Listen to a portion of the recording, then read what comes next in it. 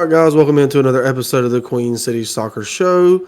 I am one of your hosts, Cole Godfrey, and as always, I'm joined by Level Up Luke. How you doing, Luke? Hey, pretty good, man. Just woke up this morning and I couldn't open my left eye.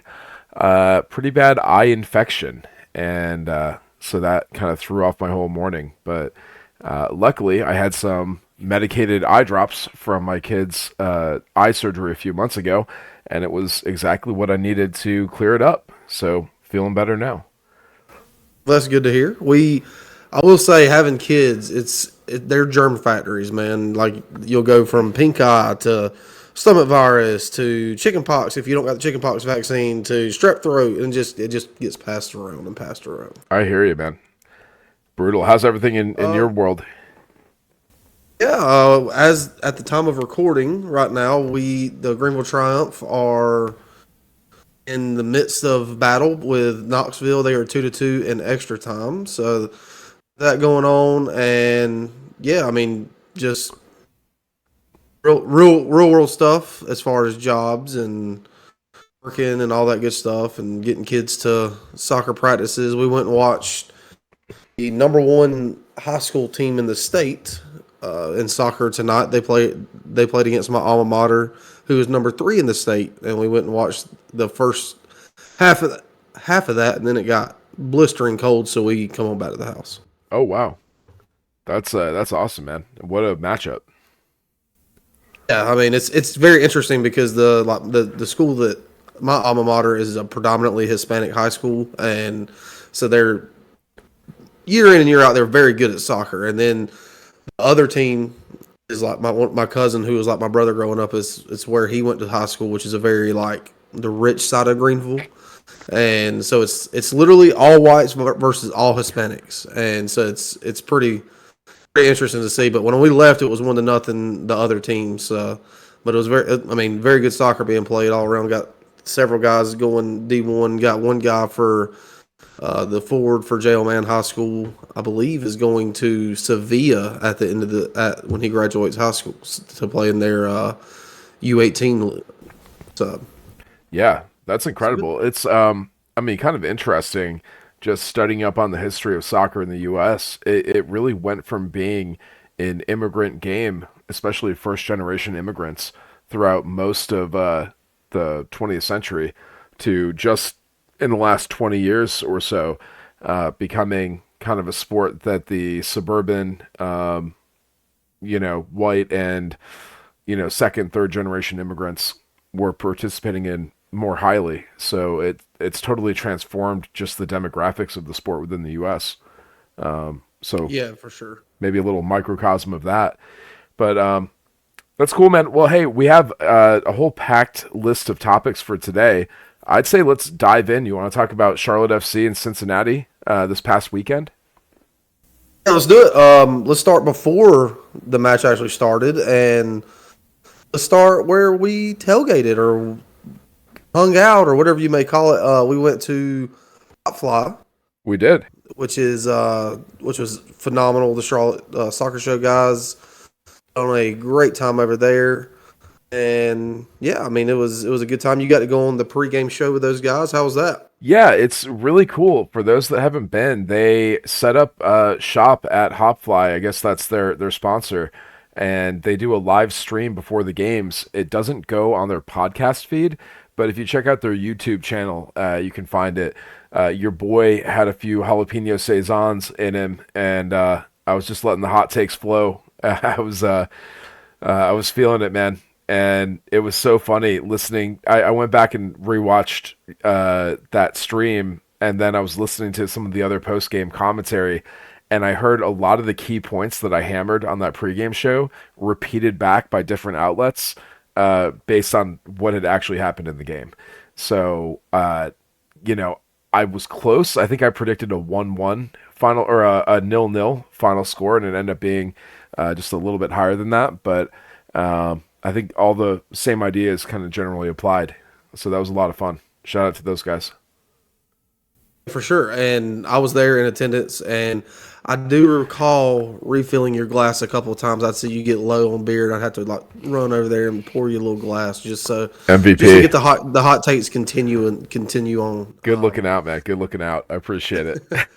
But yeah, we met some great FC Cincinnati fans Oh there at Hot yeah. Fly. It was essentially taken over by FC Cincinnati there for a little bit. And yeah, it was like Norden, the Yeah. support group that for FC Cincinnati was there, and have some great conversations with those guys. And yeah, it was a really good time. I have no complaints whatsoever with the Cincinnati fans that we met in real life. I do have some complaints about the Cincinnati fans that I have been engaging with on Twitter, however. Oh, tell me more. Well, I mean, first off, shout out to the Norden supporters. It's really astonishing between the CSS guys and us.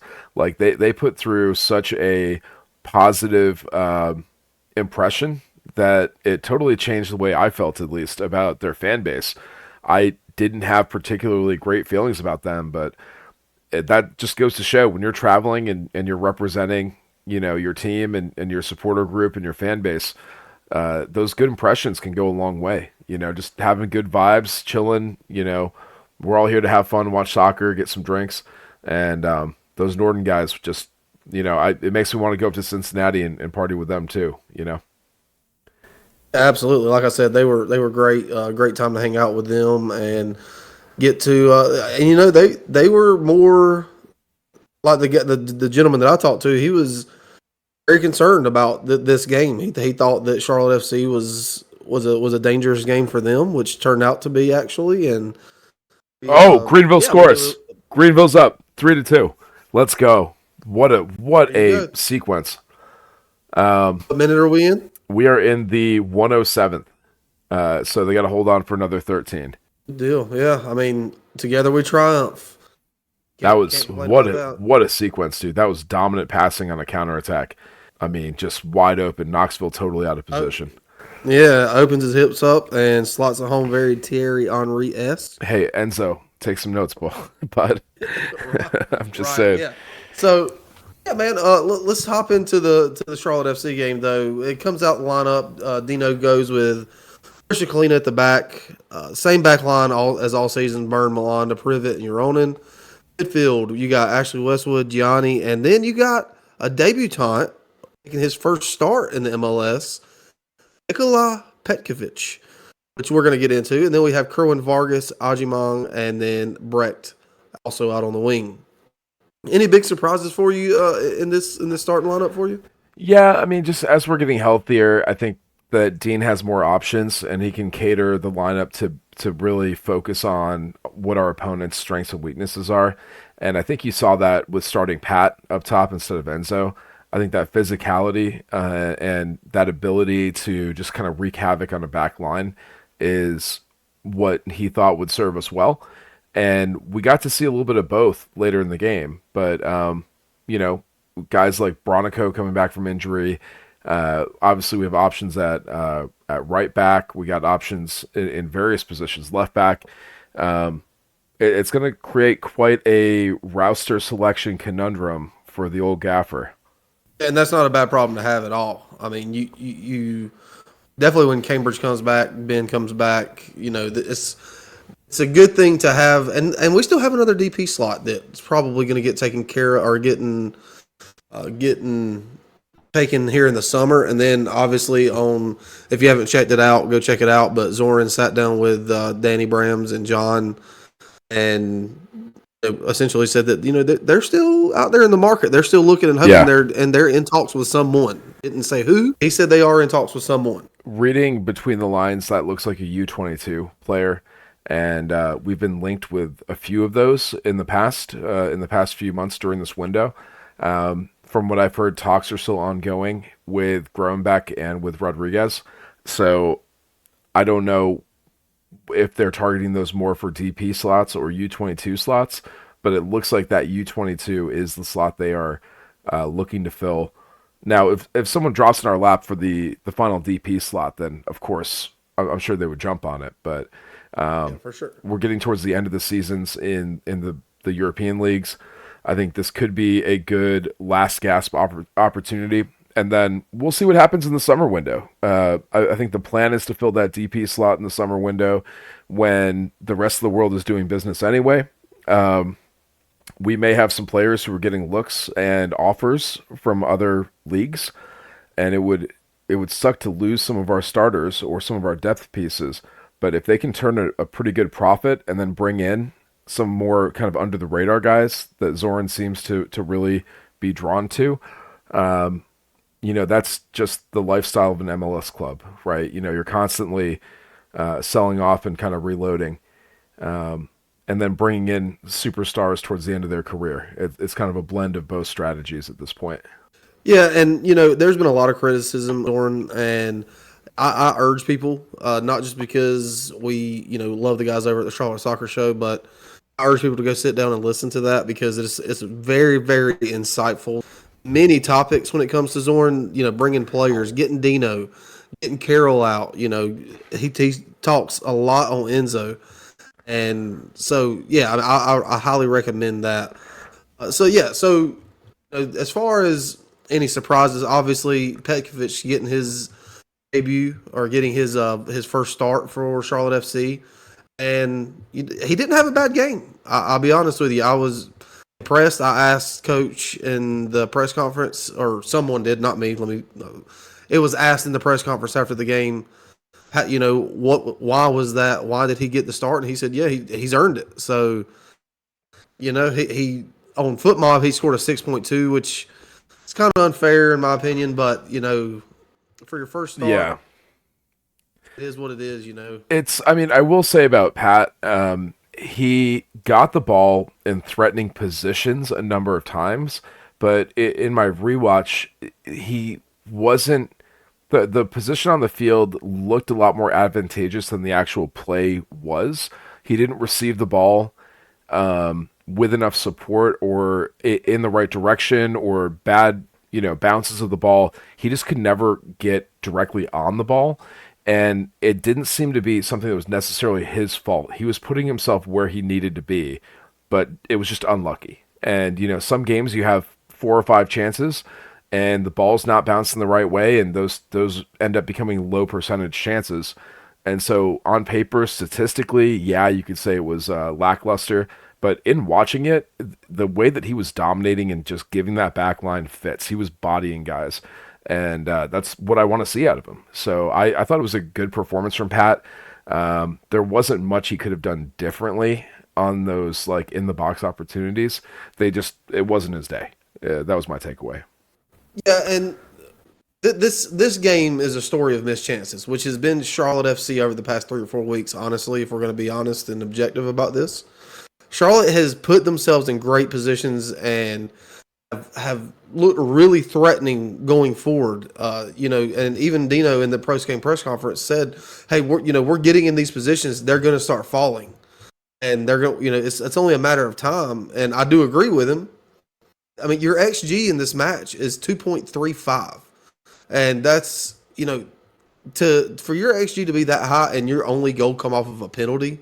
It's showing that the chances are being created, but it's also showing that you're just not putting your chances away.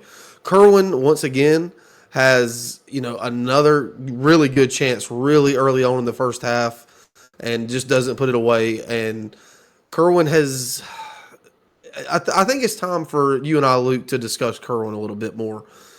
He was my preseason player of the year. He was my, it's my guy. The way he ended last season. Now, I do want to put a little caveat in here that he has been playing on the right so far this season. He did get switched to the left this game in the second half, but he's been playing on the right this season. And last season, when he looked otherworldly, he was on the left. So, where do we go from here? Because obviously you have Leo Labata. He comes in, he makes his debut, but you also have Yuri Tavares sitting on the bench. How long do we keep this up with Kerwin? Because it looks to me like Kerwin's in his head. Yeah, it's tough because I'm also very high on Kerwin. I think he has such a tremendous upside. I think he's one of our best young players. And everyone knows I'm a big Kerwin fan. I just keep going back to him looking like he maybe doesn't have the confidence right now. And it all stems back to that penalty kick that he never should have taken. That was not his ball to take. And through youthful confidence or hubris, he did and missed it. And you could just see him coming off the pitch. Dino tried to console him, and he was just so in his head. It's one of those situations where the the best way to fix that is to score. He's just not making the most of his opportunities. He's overthinking and maybe underthinking, and he's in a slump. So yeah, one theory is you can keep giving him at bats, and another one is maybe he needs a little bit of a break. Maybe he needs to get right, get back on the training pitch, and really think about who he is and what his game is, what got him to this point, and just get out of his own head a little bit. So I'm torn because I would like to see him score, but I don't know if it's best for the team right now to keep him out there. So Dean is going to make the right decision. I have confidence in Dean. We trust, but just as an outsider looking at it, I think based on the matchup, if maybe he's not the right fit matchup wise, let's let him sit. Let's let him come on towards the end of the game. Give him like 20, 30 good minutes at the end of the game and see if that's enough for him to, bust the slump here.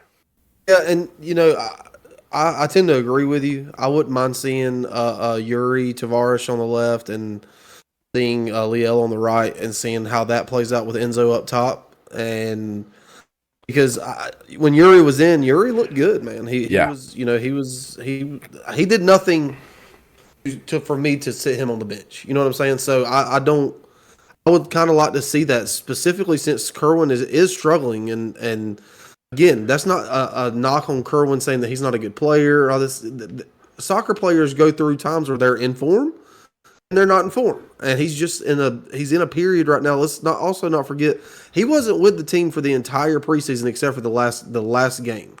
So I try to give grace when I can, but at the same time, the chances are being missed and they continually be missed, and you can't have that when your XG is what it is, but you're only scoring a goal off of a penalty. So I mean, we'll yeah, the elephant in the room is that we do have Abada coming in, and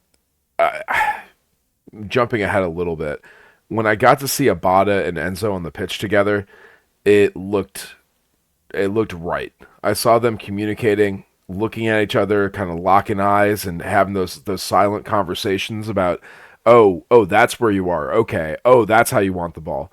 They need to train together. They need some time, but it seemed like that may be a connection to watch, and I think Vargas could be a valuable piece in that puzzle. Obviously, Pat brings something completely different, so I think it's going to be a different style of play between Abada and Pat than it is with Enzo, and I think the Enzo one may be a little bit more complimentary. yeah, I tend to agree with you 100%. So, but moving on. So again, like I said, this game was a just absolute mischance after mischance in the first half. You go into halftime 0-0. I swear, if I see another ball get skied over the net, I'm gonna have PTSD. I'm so sick of it. Yeah, man, it's ridiculous. I mean, Andrew Privet was asked after the game in the post-game presser about his chance in the first half where, the ball was kind of just perfectly placed for him and teed up for him. Again, I understand that he's a center back, and I'm sure, and like he said, he said, hey, my eyes lit up, and he said, you want to score, I wanted to score my first MLS goal, but skies it. He had a very good look and just, he just absolutely skies it. But again, that's a center back Right. versus Irwin who's skying balls, versus Brecht who's been skying balls and It's not everybody. getting. So yeah, it's a whole entire it's a team thing right now, and It's Crown it's Legacy. got to change. It's not just Charlotte FC. It's Crown Legacy too. Yeah, it is. So yeah, you get into the second half. Jabril Diani in the 60th minute earns a penalty, and which I want to get your thoughts on. Well, I was sitting up in the press box. Jabril earns the penalty. Then as I'm sitting there watching it, we're all sitting up there talking, and I'm like, who's going to take this? And you see Ashley Westwood grab it, and he stand up. I'm like, okay, That was funny.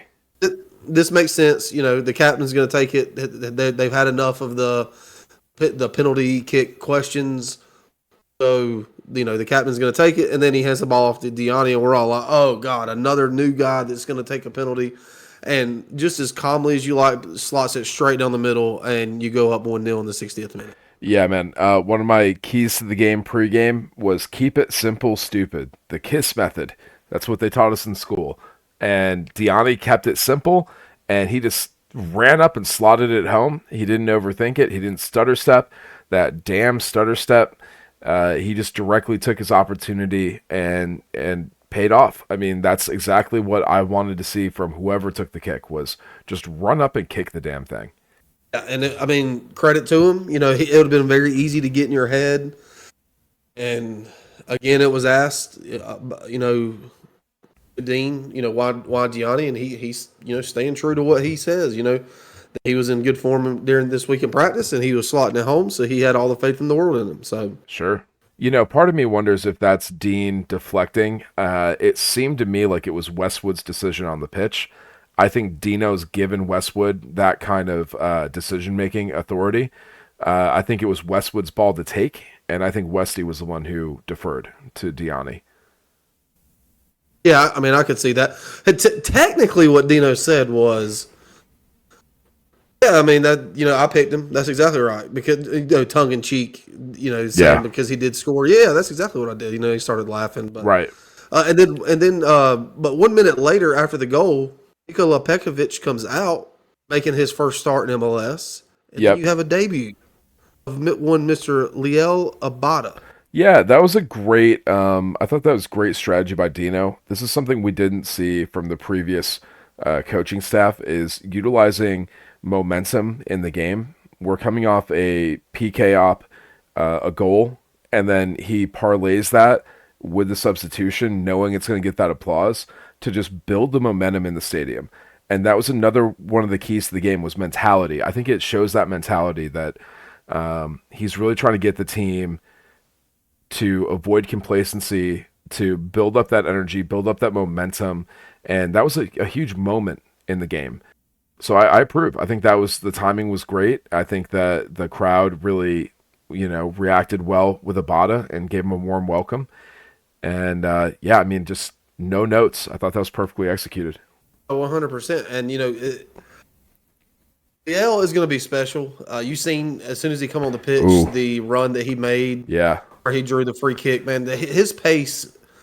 I had watched. Obviously, you're a Celtic fan, so you've watched Abada. I had only watched a few highlights here and there. In person, I was very impressed with his pace. He was slicing and dicing. Absolutely rapid. He was rapid out there. Yep.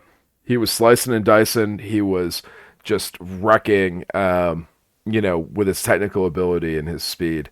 I also saw him, a smaller moment.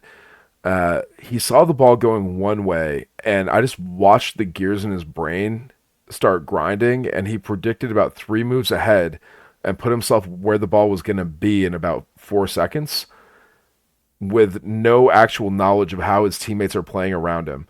But he just saw the momentum of the play, and he moves completely off ball, and then the ball just finds him a moment later. So I saw that little flash of brilliance, and I was like, okay, yeah, this is going to be good. I think I heard, I want to say maybe Jess Sharman, friend of the show, mentioned that that she wanted to see Abada find his love of the game again, and that's what I'm hoping with our crowd, with our fan base, and the environment that we have here in Charlotte. Charlotte is a soccer city. Maybe he can find his love for the game again, and if he does, like you said, he's going to be a very special player, a special talent, and I hope he will be as productive as he can be while we have him, because who knows how long that will be. Right, and it was said, it's been mentioned multiple times that he could have went to New York, he could have went to one of these big markets, Los Angeles. Yeah. But he wanted to come to Charlotte, and I think that speaks volumes. And, not only just what Charlotte is building, but kudos to this fan base, because he's mentioned that several times. The atmosphere and playing in front of these fans is a draw and an attraction to get players here, and it got him here. So, big ups to the supporters and to all the Charlotte FC faithful out there. Moving on in the second half, I do want to touch on the Terminator himself, Andrew Privet. Yeah, Andrew baby. Privet played out of his ever-loving mind this game. Obviously, we've already talked about the Sky opportunity in the first half, talking about what he does, and that is defensively. He had Bupanza absolutely in his pocket all night long. Brilliant. Bupanza, and dude, you could see the body language on Bupanza, how he was throwing his hands up in the air. He was super frustrated, shaking his head, hitting the turf. And Andrew Privet was just having none of it. Andrew Privet was phenomenal. One of his best games in a Charlotte FC shirt, which is saying something because he's had some really good games. On FootMob, played a 6.8. I think that is really, really unfair. I think that he played a lot better than a 6.8.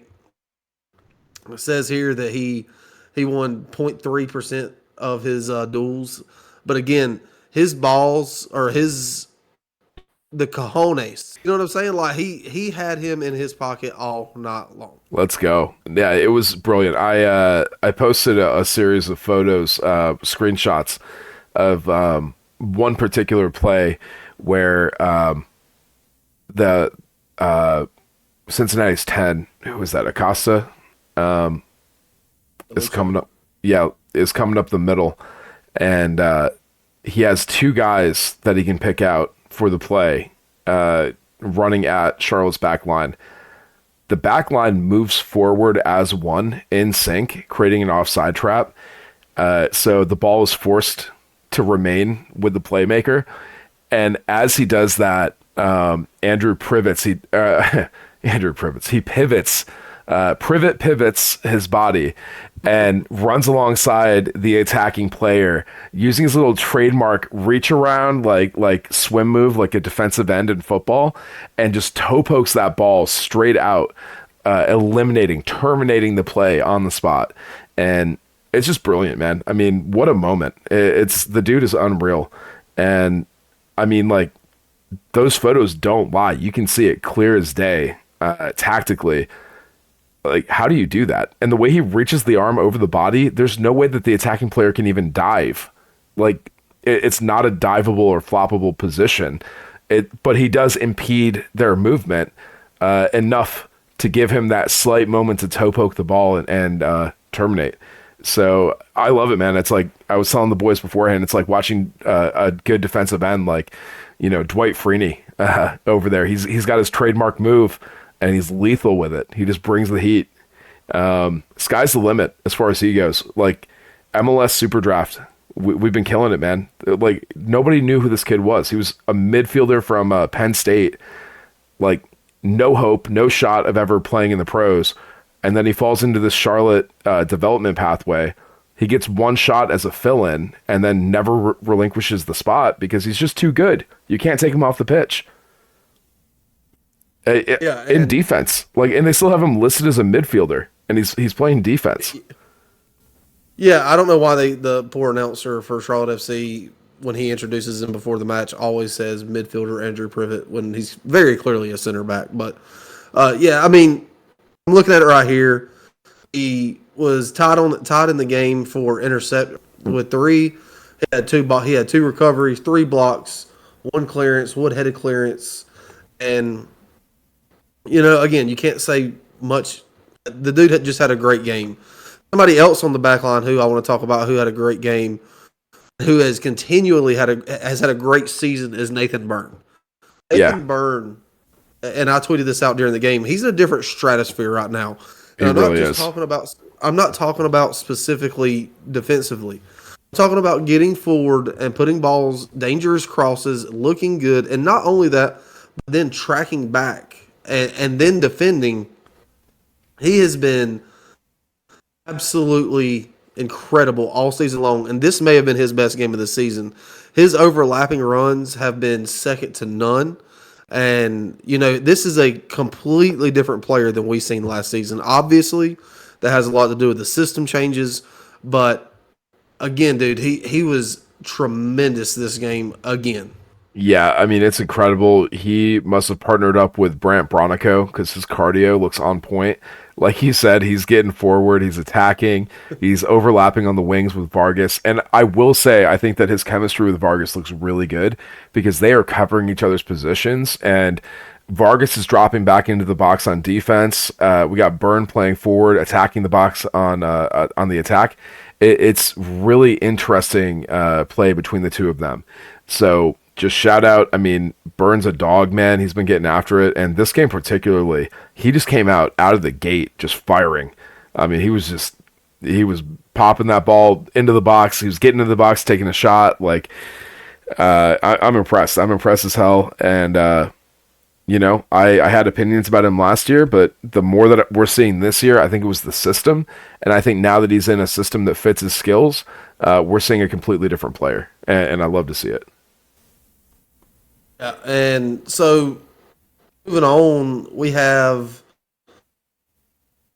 unfortunately, Charlotte concedes in the second minute of stoppage time in the second half. And this comes off of an Enzo Capetti where he's in the box. He has a great opportunity and just takes one touch too many in the box. And then it's a counterattack that sees DeAndre Yedlin absolutely do a really great back heel directly to Bupanza, and Bupanza just slots it home into an open net. I want to know what you've seen. I'll tell you real quick what I've seen from this other, than the Enzo missed opportunity down on the other end. And this is, to me, this is just for me, what I've seen. A lot of this falls on Kalina for trying to go after that first ball in because Right. you have two players there. And he dives and is on the ground. And when he goes to ground and Yedlin does the flick back, it's a completely open net when you already have two guys right there. The ball's not coming. The ball's not getting through right there. I think it was more of a Kalina mistake than a backline, mishap. Yeah, and just watching it live, I mean, it looked like a catastrophe from once they got into the attacking third. It was one of those buildups where I'm like, oh, this is bad. Oh, this is not going to end well. It looked like in American football we'd call it blown coverage. It just like I saw that build up and I was just like, oh, this is a giant problem. We're all sorts of out of position on this, and I didn't dissect it tactically, but Yedlin. I mean, hey, it's almost like he's a really good player who was just on team with Messi last year, like and U.S. national team mainstay. The dude's got skills, and you can't give Cincinnati that kind of an opportunity. But it happens. Like, I'm not mad about it because realistically, we're going to concede a goal to Cincinnati. The fact that it was in stoppage time is a minor miracle, but we had enough opportunities that we should have been clear. That one goal should not have been the difference maker. It should have been 2 or 3-1 final. And we really did drop the 2 points. But I think that transitions nicely into a bigger conversation, and Dean touched on it in the postgame, I believe. The difference between sticking to the process or chasing results. And if you look at how we played, you look at our stats and, the style of play on the pitch, the players' individual performances, we looked the better team throughout the game against the Supporter Shield reigning champs. I mean, we really looked like the better side, and the Cincinnati fans were relieved to come away with 1 point after the match. So let me ask you, are you seeing that the process is working, or do you think that we should make some changes to try to capitalize and make the most of these opportunities? So I think it's twofold, right? I think this fan base has some PTSD from last season. I think that is very, very real. I think this stuff does happen in football. It does happen where all it takes is all it takes is a great pass or a great shot, like we've seen in Toronto with Insigne. That's all it takes. Let's not forget, people want to talk shit about the MLS. These are professional footballers that have got the talent to make you pay. And when you don't put your chances away, this is what happens. And I agree with you. It feels like 2 points dropped versus feeling pretty good about a draw against the lead or the Eastern Conference leading team and the reigning Supporter Shield holders. Yes, before these two games, if you'd have told me that we got 4 points between Columbus and Cincinnati, I would have said, yeah, hell yeah, we'll take that. Sign me up. But the way it happened and the way it ended up working out, 6 points was right there for the taking. And I think the process, we're seeing it work, right? We're sitting here with 8 points, and we're sitting here in a lot better position than we were at this time last year or the year before that. You're seeing the process work. You're seeing this defense be one of the best, being the second best in XGA in the league. You're seeing the midfield come together. You're seeing, players like Jabril Gianni have two back-to-back or three, back-to-back man of the match performances. That, you're starting to see these things. And guess what, man? You've been doing this without DPs on the field as well. You didn't have a DP on the field against Columbus. You had two come on finally. You had two DPs on the pitch at the same time. I think in the 70th minute or so is when Enzo came on. And so you had in the very late stages of this game, you had DPs on the field. But other than that, you've been playing with Crown Legacy players and then non-DPs. Or people who've been promoted from Crown Legacy. And you've been in every single game. You've had opportunities to win every single game this season. Charlotte has had opportunities to win. The reason they haven't is just simply because they haven't put the ball in the back of the net. The chances have been there. And like Andrew Privet said, again at the end after the match, this team isn't far away from a 3-4-0 win. And it's coming, and it could come quickly, and it could come sooner than people think. You know who better watch out? The national media that keeps underrating us and doubting us, dropping our rankings after we tie the number one team in their own rankings, beating the number two team in their own rankings, and they keep doubting us. And that's a dangerous thing to do. We just played arguably the toughest stretch of our entire season, and we're just getting started. And I mean, not to get too far ahead of ourselves, but you go up to New England this weekend, who is sitting dead last in the Eastern Conference, and then just got absolutely thumped last night in the CONCACAF Champions Cup. I believe it was 4-0. So we're going up against a team who has played in the midweek, who's sitting dead last, and who is in horrible form. So you have a very, very good opportunity to go on the road this weekend and get 3 points. Let's go. Well, I mean, I think that's as much of a preview as we need to give for New England. Honestly, they can take their tea and shove it because, dude, we're going to come in and we're going to teach them all about the mint tea, about the cup of tea.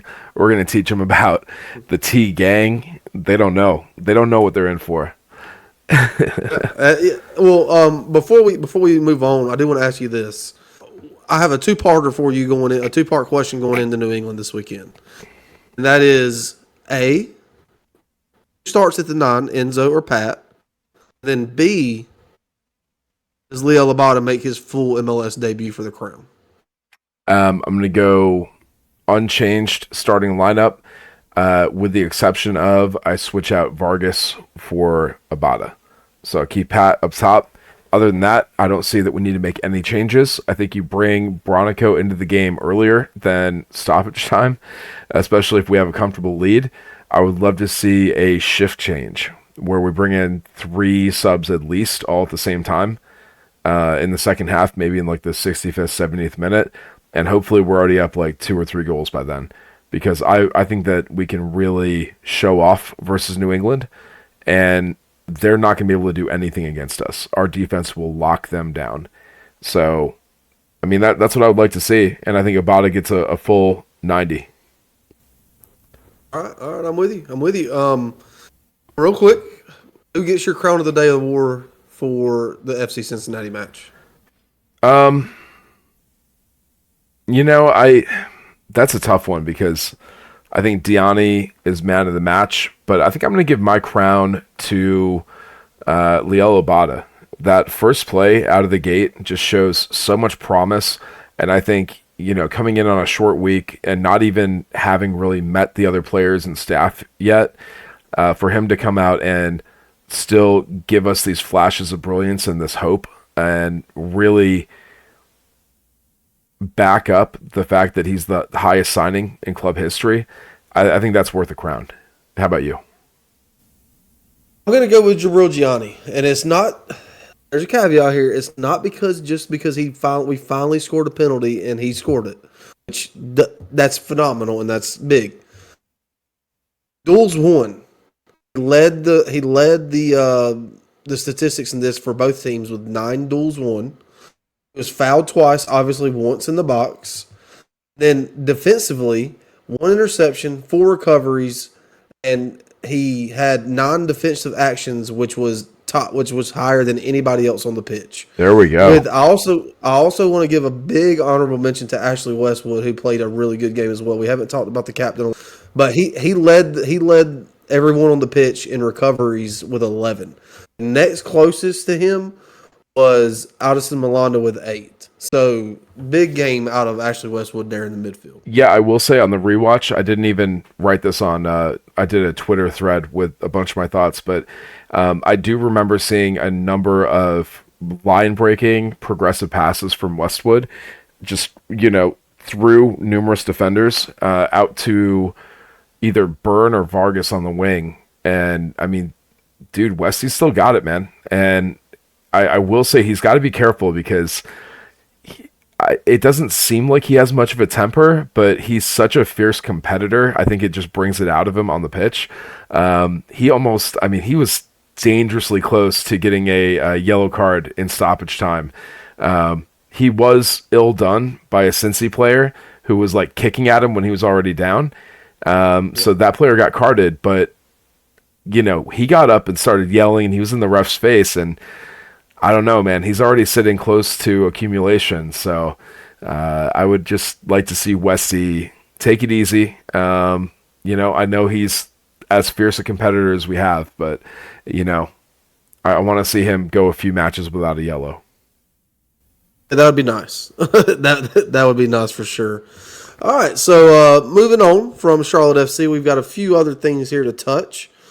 U.S. Open Cup round number 2 gets underway for Charlotte Independence, the Greenville Triumph, who won tonight 3-2 in extra time, and Carolina Core, who also won tonight against Vermont 2-1. But man, you were at the Charlotte Independence match. Yeah. What happened? What happened there? Well, I'm officially credentialed media. I hung out with my Mech Reserves folks for the first half and into the second half of the game, and Blue Furia was loud and proud with their full band showing up. The Mech Reserves, we had the flags waving them, trying to get some chants going. It's a Tuesday night, so that's always going to be a challenge, but I was very impressed by how loud we made it, and definitely showed up much louder than just our numbers would have suggested. Tailgate was fantastic, as always, sponsored by Boar's Head. Their meats are so good, and I keep on getting, they're providing these, experimental products that are not necessarily on store shelves or might be coming soon. We're getting some, samples, and everything they make is so delicious. I'm swearing by the red pepper hummus now. It's like $1 more expensive, but it is the smoothest, creamiest hummus. It's so good. So definitely stop by the tailgate. Any of our listeners who want to check out an Independence game, we usually get started an hour or two before the game starts, and we usually have some free beers and grilled meats. Blue Furia is out there a lot of the time as well. Obviously, they have the South American grilled meats, which are also delicious. I'm rambling, but maybe I'm just a little bit hungry. Uh, I did get down onto the field and I got some good video content. So check out our YouTube channel at QCS Pod on YouTube. And I did a bunch of highlights of the game. I did a kind of long form video walk around the pitch and onto the pitch after the end of the game, kind of like how Charlotte FC has been releasing on their official media channel. And I got to, capture the team going up to the fans after the game and celebrating with them. And then I have the post game interviews with Coach Jeffries, Hugh Superhuman Roberts, shout out friend of the pod, and also talked to Nathan Gray again. I interviewed him preseason, and he's an up and coming. I think he's 16 or 17. He's an up and coming talent that just has a bunch of skill. He has not made it on the field yet this season, but I'm sure he will shortly. He's always on the substitute roster. But it was crazy. During the shootout, I created another YouTube video just of the shootout where I was directly behind the net. So I have a keeper cam, and you get to see exactly what USL 1 Goalkeeper of the Year 2023 Austin Pack is seeing as he gets some amazing saves. And the Charlotte Independence players, Fabrice with the final shot, seals the victory.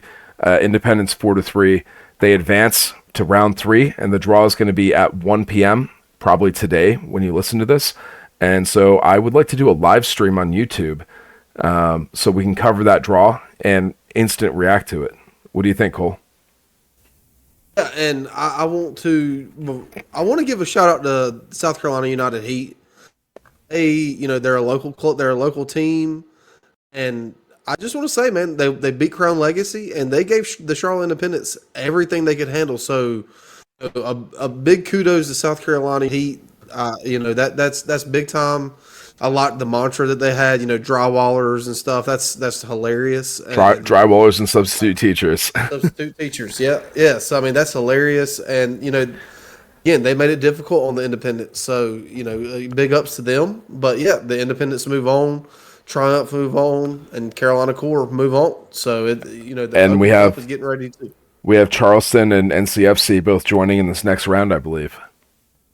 Right, yep, that's what I was getting ready to say. And then, so I mean, a lot of soccer going on in the Carolinas, and yeah, I mean, do you have anything else there? I'm just so excited, man. These are soccer states, and Columbia advancing with their amateur side, getting 2 teams in, and then hosting a English Premier League exhibition game this summer is just massive for Cola, for Soda City.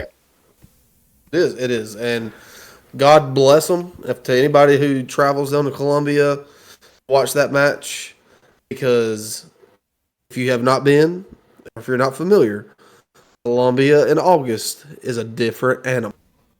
Ooh, tell me about it. And those poor guys over from England that are going to be playing in it are going to find out what 98 degrees and 100% humidity feels like. And I'm telling you, it ain't no fun. I've been there many, many times watching South Carolina play football at noon games, and it is not for the faint of heart. Yeah, man, they're about to find out what 37 degrees Celsius feels like. Yeah. Exactly. They're about to feel it. Exactly. Well, real quick, I want to throw this out there. Obviously, Greenville Triumph are going to be moving on in the U.S. Open Cup, but I teased this out earlier on Twitter at QCS Pod. I think this is just going to be a me thing. I think we have an interview next week with a very special guest from the Greenville Triumph who goes by Jamie Smith. That's right, Jamie Smith, the head coach of Charlotte FC, Dean Smith's son, who plays center back for the Greenville Triumph, will be coming on the show to talk about his time at Greenville, to talk about his dad coming to Charlotte FC and what that means to him. And I'm very excited about this interview, guys, so stay tuned for that. That will be coming up on the feed very soon. Awesome, man. Well, hey, we know that he can pour a mean pint, so I'm eager to learn more about Jamie and his journey through soccer in the Carolinas. Yeah, I'm very excited about it. And like I said, I've watched 2 Charlotte FC games with him, and Obviously, being a professional footballer, he knows his stuff. But just to get to see that insight of not just it being you're sitting there watching football with somebody who plays professionally, you're watching somebody whose dad is coaching the team that you cover. It's a very unique dynamic, and it's really cool. He is a just great guy, somebody that you definitely just want to sit down and have a beer with. So I'm very excited about that. Let's go. Yeah, and like you said, moving on, we have the USOC draw tomorrow. Other USL related action.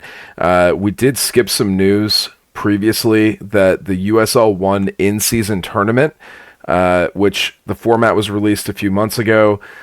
We reported here that they are trialing it for wider adaptation to USL across divisions. It could be the USL Cup in the future, but for now, it's just USL 1 in-season tournament. They have released recently that Jägermeister is going to be the title sponsor. It's going to be the Jägermeister USL 1 Cup. The branding is insane. It's got the stag from the Jägermeister bottle. Just A+, 10 out of 10. I mean, props to the design team. It looks like the coolest sports tournament branding I have ever seen, bar none. And I'm excited to see what the trophy is going to look like, because if it's like a giant Jaeger bottle or shot glass or something, oh my God. Just the stag head. Yeah. Stag head. Oh man, I'll tell you, we're going to turn up at the Mech Reserves and the Greenville Triumph tailgates when Jägermeister comes to town. So cheers to them. Cheers to USL and their growth and development. It's wild. For those who are unaware, there are numerous USL teams that are debuting in the next 2 years in USL Championship. There's 6 or 7 in USL 1 that are debuting in the next few years. And who knows? I mean, USL 2 could be booming as well. That's the semi-pro league. And then there have been the rumors that they're going to create another division in between USL Championship and USL 1 and explore Pro Rel. I can report that the discussions of Pro Rel are still ongoing. USL administration would like to get Pro Rel in place, but they're trying to find how to make it practical and financially compatible with their business model. So if they can do it, they want to do it. Their media rights deals are a lot more flexible than MLS's.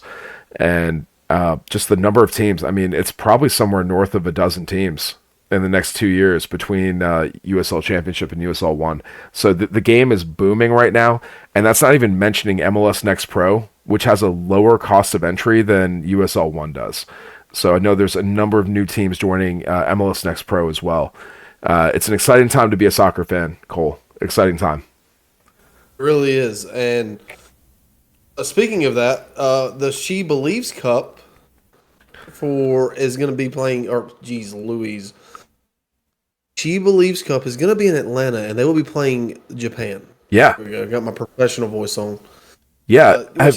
Which is great. Have you followed the She Believes Cup in the past? Loosely, I have. Yes. I mean, I watch the women's national team, but you know, I don't really watch any of the other teams realistically. Right. Yeah. It's I'll go to the American Outlaws events, and I'm hoping to host some Fort Mill American Outlaws events for the She Believes Cup.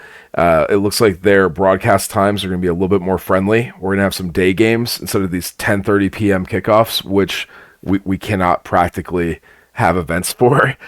So welcome back to the East Coast, ladies. We're glad to have you. And Japan and some of the other teams in this cup are strong competition for the U.S.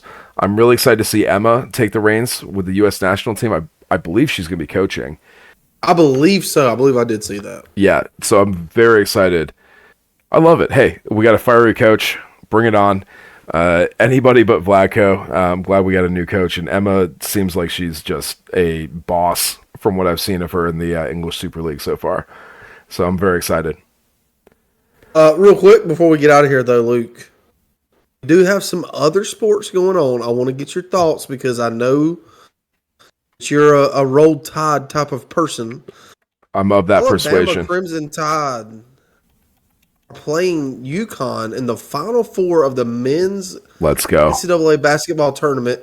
And then sticking with the North Carolina theme, 11 seed NC State, who has won the ACC tournament, been balling out through this entire tournament, playing Purdue. Who do you see advancing on to the championship game? Well, if Alabama advances, then I'm going to win both of my bracket pools and win a bunch of money. So I'm going to say Roll Tide. Also, I mean, just objectively, UConn is the best team in the country. Everybody knows that. I'm not going to argue that Alabama's a better team, but Alabama is a better shooting team. And if we are shooting like we can, then we can beat any team in the country, including UConn. Alabama had some big wins early in the season against top national teams in the early season tournaments, and they can easily take down the Huskies, especially if they get them in a hole and make them start playing, trying to catch up. That's really what I want to see out of Nate Oates and the Crimson Tide, is just speed up the pace of play, hit your threes, and put UConn in a bad position early. From the other matchup, I mean, we all want to see NC State do well. My other team is Syracuse, and NC State has been on a roll since they beat Syracuse in the ACC tournament, ending our dreams. But they have certainly captured their own, and I want to see that Cinderella run continue. So let's go NC State. Yeah, I'm with you. I agree. I think Alabama can shoot the lights out of the 3-pointer, man. So if Alabama's hitting, it's going to be tough to beat them. NC State, again, just been balling out. And I tend to always go back to who's hot. Obviously all these teams have been winning. But the way NC State have been winning, it's just they've been absolutely balling out. And DJ Burns, big boy. Yeah, big old boy. He's big boy, big tank. Big old boy. And he is in there. He's in there just balling out, man. So really cool stuff to see. And yeah, man, it's a great time of year. And we got baseball starting up, MLB, got college baseball going on, college softball going on. Hey, Cole, we got one more sporting event that we got to cover here. Got to talk about the Generation Adidas Cup. Have you been following the Academy tournament news? So I have, yes. I have been following the GA Cup, and unfortunately, Charlotte FC has not moved on in that. The U17s, the U15s play tomorrow, it's going to be today when you listen to this, at noon against Tillouise. So the U15s are still in it. The U17s were eliminated. Okay, I was looking at the U17s. Yes, the U17 bracket. You're correct. Is that going to be streamed? I believe it will. It should be on Apple Plus. I know it was last year, but David Goss is actually covering the event, so I know he's calling some of the games, select games. But yeah, dude, our academy, Charlotte FC Academy, shout out. They are continuing to do some amazing things, and I've watched probably 4 or 5 Charlotte Academy games at least in the past year. I can tell you it's going to be the same type of weird camera angles as like the Open Cup, but it's pretty good high school level soccer. It's like watching elite high schools play each other, and I always get a good watch out of those. So cheer on the lads for the crown. Absolutely. Anytime the crown's playing, you got to cheer the boys on. Anything else you got, Luke? That's all I got, man. I mean, I'm excited for this New England game. I'm excited for the Independents. Their game this weekend against Chattanooga was canceled, so they have 10 days off to rest before their next league match. I'm excited for this draw. I'm really thinking, man, I'm going to have to go live on YouTube and do a live stream for this U.S. Open Cup draw, and if any of the listeners and supporters want to join, I think the U.S. Open Cup sickos need to show out and get excited, bring some more hype for this tournament. Yeah, man, there's a possibility that the Triumph and the Independents could be playing each other. So Carolina Derby. That would be intense. But yeah, everything's good on my end. Again, I'm with you. I look forward to this weekend and the New England Revolution game. I think Charlotte's gonna take care of business. I really do. So with that being said, for the crown. Up the Jacks. Let's go. Together we triumph. See y'all next time on another episode of the Queen City Soccer Show.